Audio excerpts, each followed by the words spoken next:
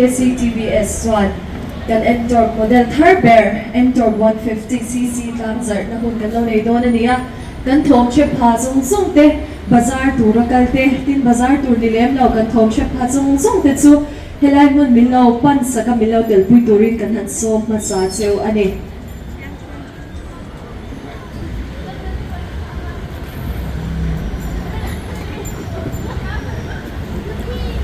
Gini hi KCTBS kan niya TBS bungra shang bungra timeng oh lir the shang abungra ang zompon spare parts ani mo helmet ani mo engine oil lang pangpo ni se bongko na sonin kan oma adu apiang tan alo len lu the ani ti kha kan hun te chan na kan han soi masani se acha ome tuna chuan kan hun te pathian ne na inlan na minei saturin Pulal Ramoya, Workshop Manager at KCTBS Kasome. Good begin laulo mila.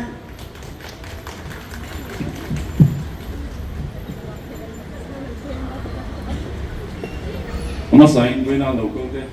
Si Bebek pula. Patien hina intan na toy te lo nei bela. Bible sang toy te kasira ma chumi zo. Katong trai ma. Mi ten hina lai chum di tok mai don dia. Tu king te bung thum chang ale chang ru. Itin nung zong zong in pa ring la nang ma xie na in ka chu I gong zong zong a ma shi ring la I gong ta chu ko hu ze lang che ben Bible chang che to han ni song sa ko se I lo chung trang ku all pa ben tu ten ko mai tu ta tai mu na te nang ni nang ni shwai ko ma kun che tak min pe ka ma han long tu ma pil chen ni all pa xie tang in hei pe ni ke se ti be su bo na DVS ni te thar NTORQ 150 launch the program kan mang do na nang in kan program kami try shuela kan program ni kita akan mana ni all pa jadi rolling customer wina kan di theater kan tu depo nangin itu ema yang punya an li theater an kon pui kan ngen bukan ni yon bil sa bukan ni all pa chuan kan kun be atau ta min shuai ting tu na kon ngen bukan so so ke so sta ni kan ni na se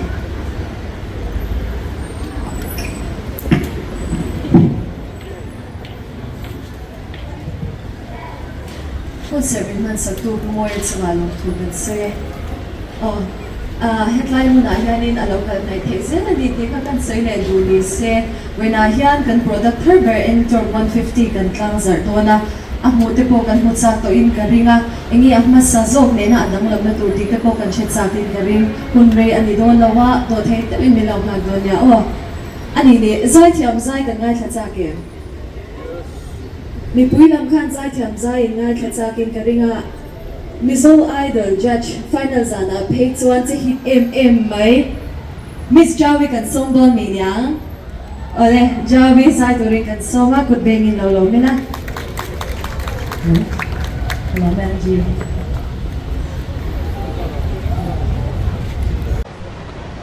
Ahot mak lawin Dapat ni kasakadon ka siya Apakah natin i-hook natin sa to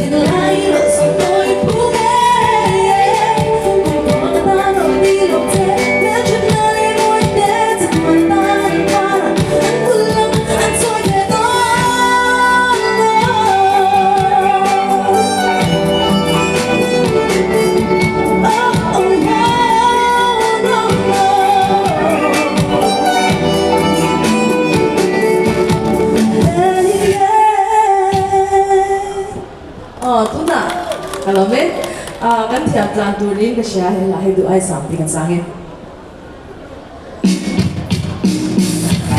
ku de kan the ku to zong ku kan pe na na sa me ki mo ku na kan la si a ya tur ka pui an moi ne ke ta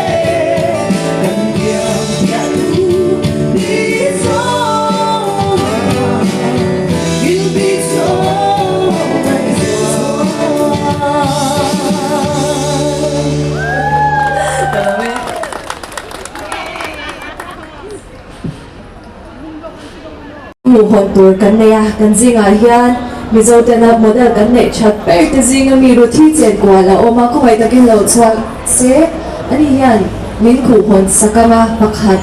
a khu hong nga adang pathum alaba ka tu nghe cắn khu hồn ti rồi ô mi pui lama changin tiang ô mi pui lama changin in chan te khu hong tu ra in do kha ron phe chak deu le kha lama khan tu mo tu nghe nè ô tia sẽ khơi ta cái lâu cái xe chuan cái lại hiền ô khá lại vì khá ít chán ba bé tu khá cònvar hàng cái lâu cái thế mình không phải ta cái lâu cái rồi đấy rồi về reng à NTORQ 150 cái khu hong to anh ya thì thấy tuổi khan Miss Jauvi po cái lâu chuan về xe alai về anh rồi thì nên nhà lâu ding đồn xe lá chuan tia sẽ ôm bọc tí rồi chuan mi pui lama chang pakhat kan po chuak boka kan van khang thiam ve mi pa korvar have ve kan khang chuaka kan nula te patni hi alaya ding se chuan mi pa te pani a chak ve a chak le khang ani chu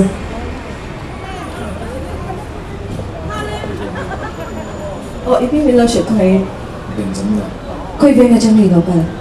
thiền sao na thian bazar chang dai in ko ho chuan in an van chuang don che ve dro ale kan in ri game azona khanin hunting lok tai la chung lama khan anu thei dro chung he at sung dewa kan alan sar dep tengan kan Benjamin na kasira se jauvi do ta luthi chan TSO di kan di we hekai ni thong zong lo mo mu chan zao hela hela chozo kem a chep em meng lai khat zo ole mi pui nam kan in ring em kan en chak to em engrong nge ni ta ang le tro ani le kanin ring ani chuanin local dang sakila pakhat pani pathum lo chair sakila tro kanin ring tro ni le min khung han sak torte a khona hom torte kha kanin ring em en ring tro Benjamin na khai ring em ring tro lai dung mya so le countdown nang kanin ring tro pakhat alay ito na yan, KCTVS chuan NTORQ 150 Ganahan Tlangzarhna ali akho na minhon saktute Ruthi Jauvi Benjamin Letia sa Tetsungalom Tukan Soye amoy kan TM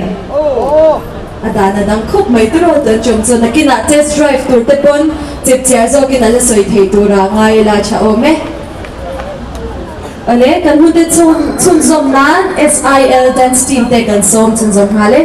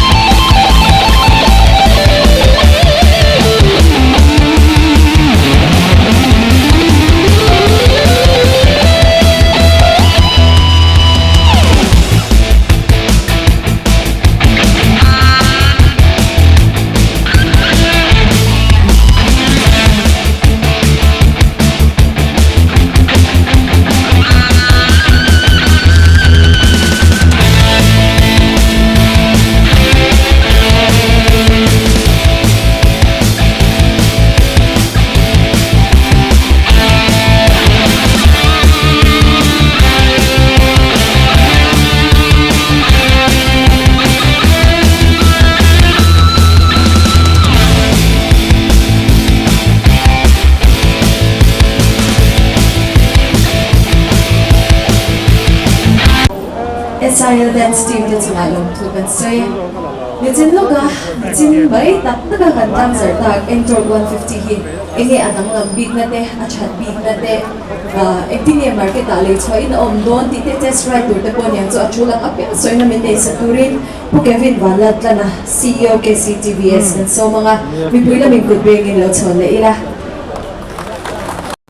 le masaberin tayo mo na local song kay KCTVS mingin sibay ko po siya hey KCTVS si tun thahian kan kumthum na ang kan mang meka Tlangzarhna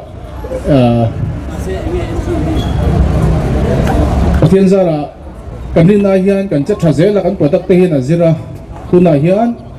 NTORQ 150 an launch kan dia hepo hi booking kan nga ang renga kay peseng no zo kan di pasay kasoi do voi na hiyan til technical de ori do kay soi le min tin sa homa kan engel hiyan kan naw te ho te hiyan tu zo toy fel zo nin soi tai la NTORQ 150 hi aloops atang tran tai la ho te en hian thil dang amoti thelo ni NTORQ 150 hian design hi unique em pasabera headlight eng try em chuan kan advantage ni pera ka sia chu tiang hei tiang sports scooter a chuan ama hian thil phur na hi alo mani ama thil phur na hi ba ngai ni chuan eng tika mo chu thil bung ro phur du kan nei nge ta tu bang chuan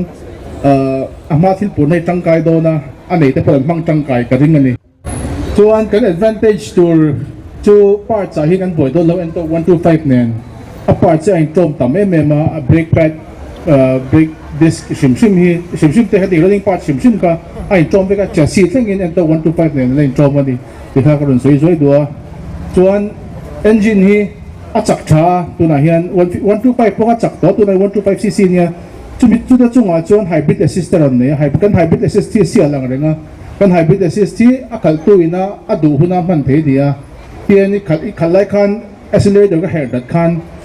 aron chak bel phata ni ka kong chho vela le tlan chak du khan ron tangkai aron pui do na battery le starter motor khan chuan thil zo na pakhat na lian do mi tam takiran zo chu nga tinge 14 inch wheels ron man lawon ti ta 14 inch wheels hi an atin la ke lian hian ma se 14 inch tires hian penalty nei be chu a scooty a tirita power a pai bok ani aket petrol bin chala man hian power a loss nei lo a kwal rang zo bo ti te ha ron soitel du dia ka lobe Kevin at sumalong tukan soye. Manatsuan kan hunte kan sunzom na Miss Jauvi zai turi kan so non le e. Kutbing ni lolong le ila. Zai lai aron tok thut me nga chitiang thu na chuan abula train kan chan le zel me nya chitira. Voi nga tu bon zai chabe te ma se. Ni ko ni se sure lo bon ye nge ti kan sa. Hãy subscribe cho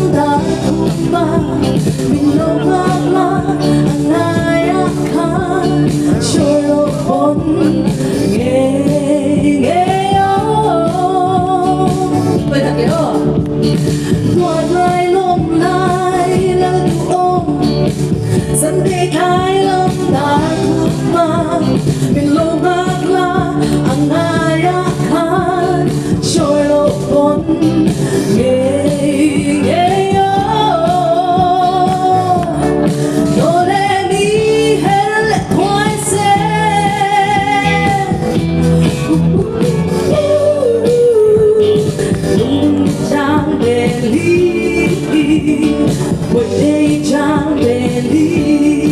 Mì Gõ để không bỏ lỡ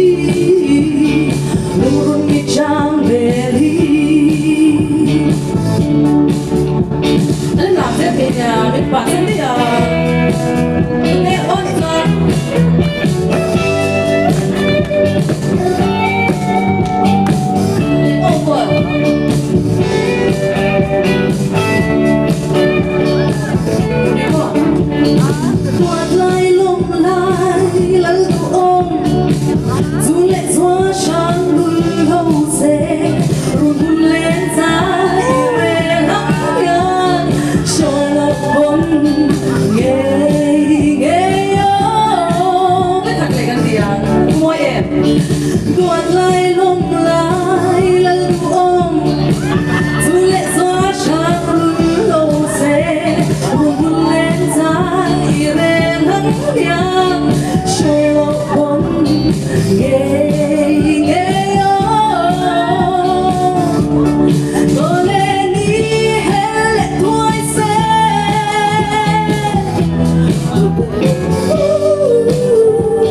luôn đi trang để đi bởi đây trang để đi hello me Koina tum lo dewa ka side dancer ko le Piang chu ma ko lo to ka side la se hello me Anal lutuk. Anal. an thiam mai ba ka hunom ne mai Mr. Mele chadi chunga lo thuran se le hetlai mun kan hun to lam a hor o na lampang kan lo mai don to anga tuna chuan kan NTORQ 150 le ma sa tu te ne na chabi lan na kan nei ma in word of thanks soina mene sa turing Andrew lan mangai sa ga showroom manager ka so me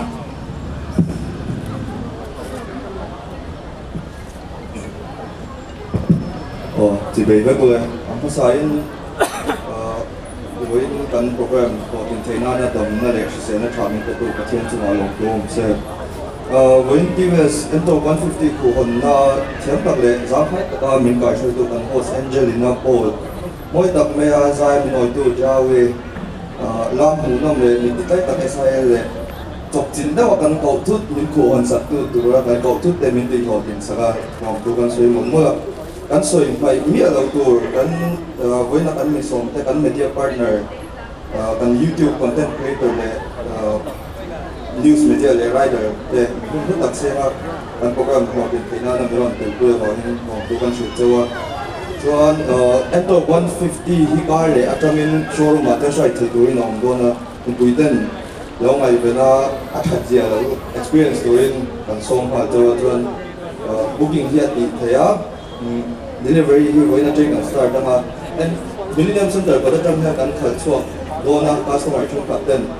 itu milo and we touring kan som to na top na KCTV bingin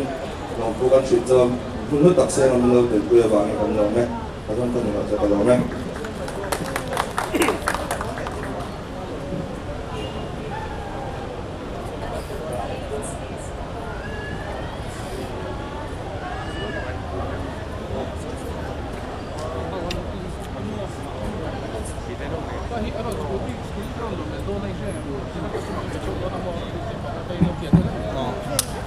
Word of thanks soina mene sa tu Andrew chumalom thu kan se ale to na chan kan customer masate NTORQ 150 le masatu te ko chwana kan nei nga tu na hianin kan KCTVS staff ten anon khal pay me ka non kwal me ka chumi la tura kan som chwa turte chabi mai pa ka gift kan lo petil don sewa kalam chwa Piang hilai huna kan omani chan lo chau sen ta ula cha ome tin chabi le kan gift ka khoi takin hela ma han lo ken sat ula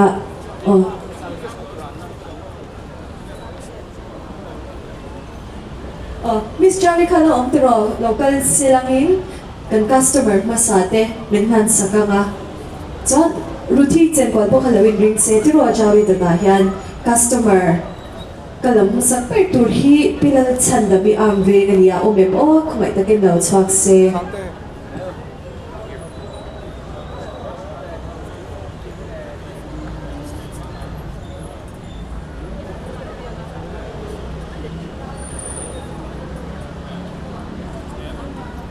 Yan ulog na min kalaw lang sa set.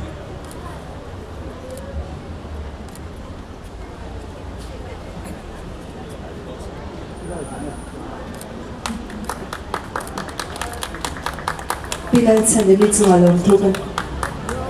Lomtukan sa jawi lang nede log may se pangatal binlan sa kam. Lansyat puya kung may tagin daw sa se pulansyat puya nihi bungkon.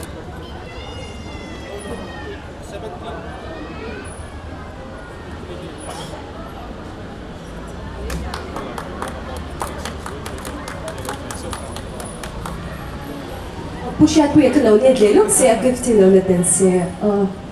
Tatli arhian. maram thang chal tlang lingi veng lo chhuak ve le se au mem om lo ni chan ado da kal meng zorin sanga tenzol zorin sanga tenzol omem om lo ni mo na kina showroom ma lo le turangai la lo kan le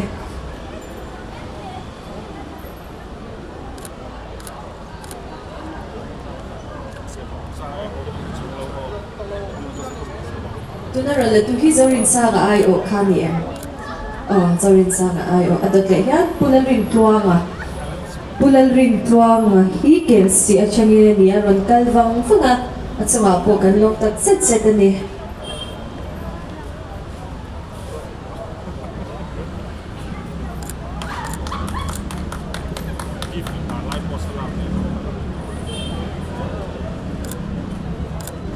adot le hian pusilal hungliana ani hi chan mari omem lo de chan dot le ka kaleng halang pusi zo nun sanga dil tlang pusi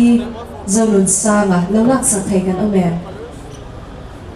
kan lo de chan dot le hian ka kaleng halang pulal nun za ma chwam pui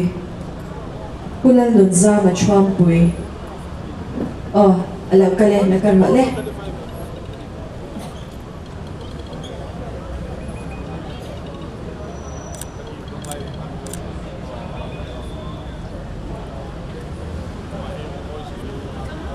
adot le hian pu eflal rindika ATI veng omem pu eflal rindika ole alam kale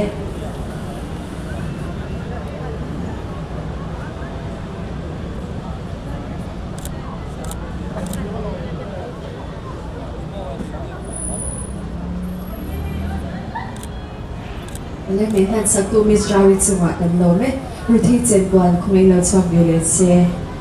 ani hian puram din thara chan mari mi han sak anga puram din thara omem puram din thara chan mari lo lak sak thai kan omem lo ne mo ne chuan adot le kalang Mary Jones la chon pui model veng omem lo lak sak thai khan lo lak sak le se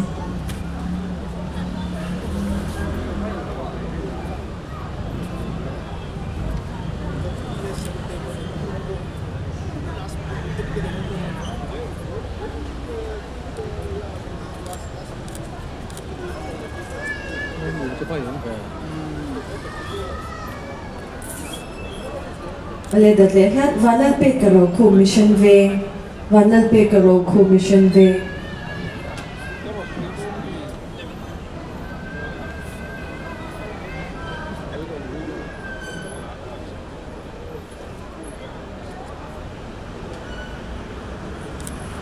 dat le hian rosang liana ral te zo tlang rosang liana ral te zo tlang Kamay tipin local se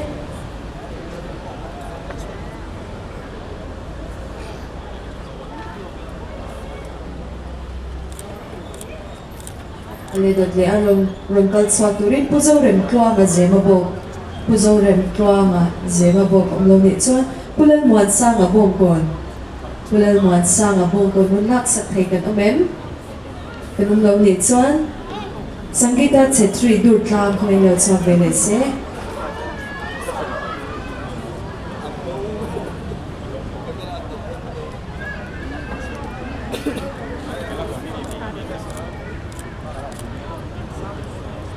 kan customer ma sa zwal te anu hung bera lo chawk turin piro ding pui bung kon ngai lo kal se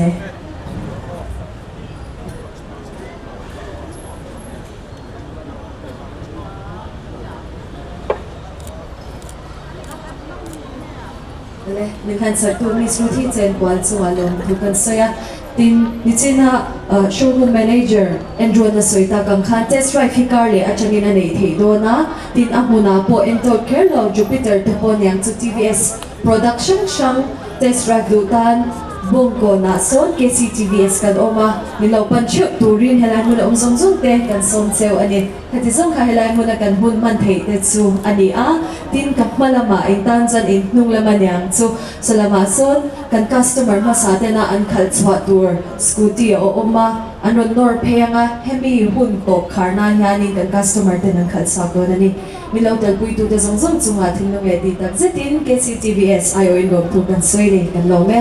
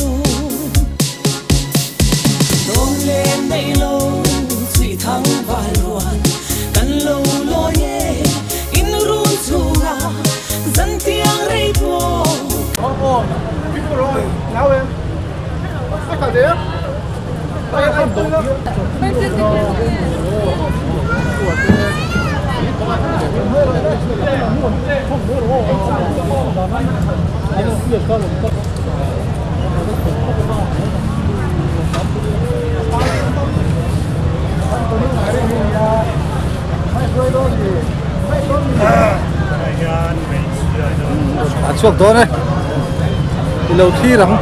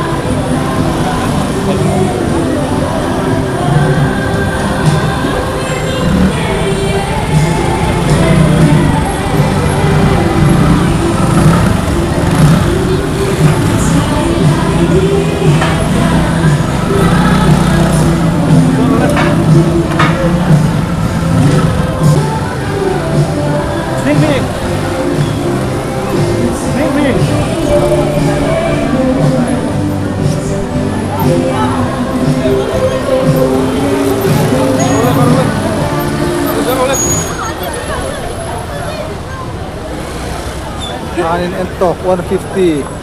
so Tlangzarhna olehนะครับที่ตัวข้างสำคัญดิ NTORQ 150 hit แท้ไม่รู้เลยแบบจู่บุกจู่Lemak, boleh ada lagi serabang ni terlek ilmu mana dia mu dia tu sungguh aja hero boleh walking walau hell sebab kadang tu brain ini hero moi te chapiang Ready,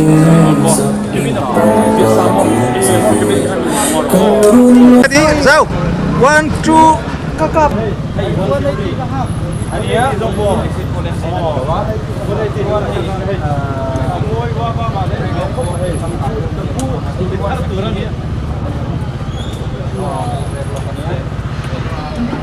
In NTORQ 150 KCTVS then in ya MC kota Tlangzarhna an nei to lang chuak to Tlangzarhna ta ni khop mai moi khop mai ale tin bon tam khop mai KCTVS NTORQ 150 moi khop mai buk ve chur chur ro itu ani Jadi, tuan mo, aktivis ini Tlangzarhna sih ya, guna yang hay, kan jual cendol ni ya, karbon gua tu, saya beli, tapi yang mo ya, dia lagi cangkang, alai puno cangkang, saya beli, asal dia jual ni kan,